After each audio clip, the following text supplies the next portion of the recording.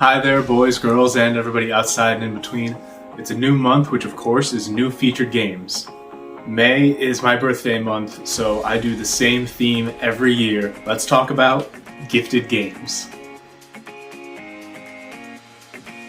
These are games that, through birthdays or holidays or what have you, people have been incredibly generous and gifted to me through the years.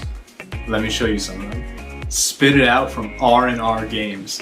This is a fast-paced trivia game with very simplistic questions, but more often than not, you have to give incorrect answers.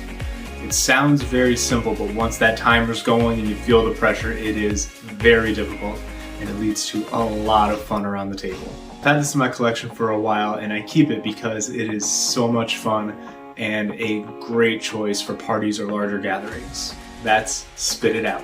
Next is Small World from Days of Wonder. This is an area control game where the map is just too dang small.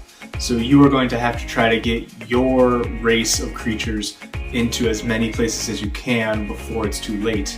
A lot of fun in this game comes from mixing and matching different races with different attributes. You can have heroic mermaids, or berserk vampires, or diplomatic giants. The real trick is knowing the best time to put your race into decline and picking up a new one so you can start covering more of the map again. This is simple to learn and dangerously addictive. Small World. Next is Settlers of Catan from Mayfair. This is the modern classic about collecting resources, trading, and building up your settlements, hopefully faster than your opponents do. I absolutely understand why some people have moved on from Catan and don't feel like revisiting it.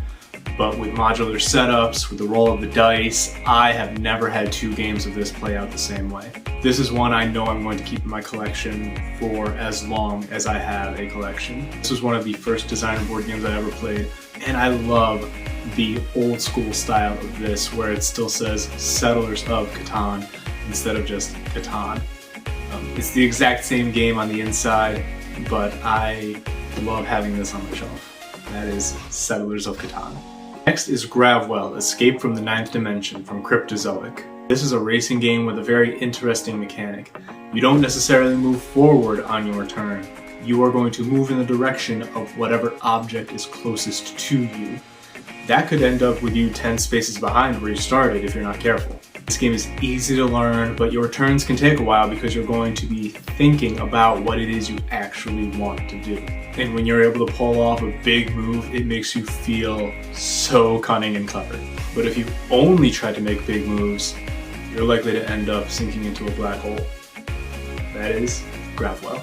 Next is No Thanks from Amigo Games. This is an easy to learn and play crowd pleaser of a game. You're going to be flipping over cards and either taking them or leaving chips on them that are worth points. Eventually, someone's going to have to take that card, along with all the points on it, and you want as few points as possible. This is one that I've played with family, with friends, with gamers, non-gamers, and it always goes over well. That is No Thanks.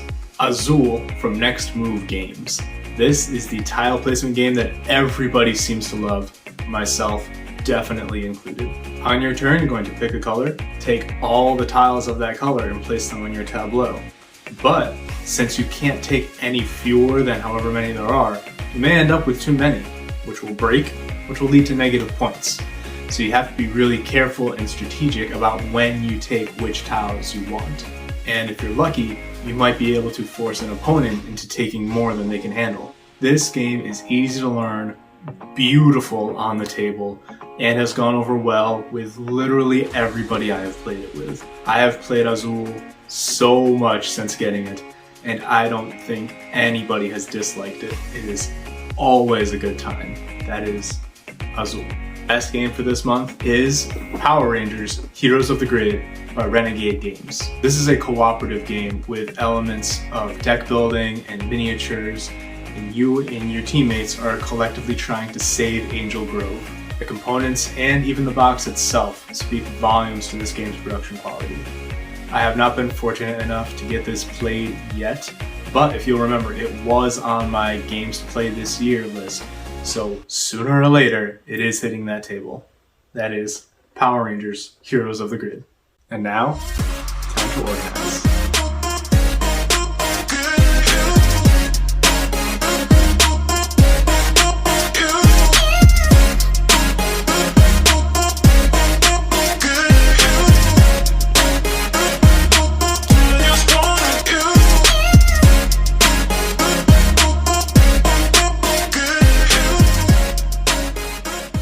And those are this month's featured games.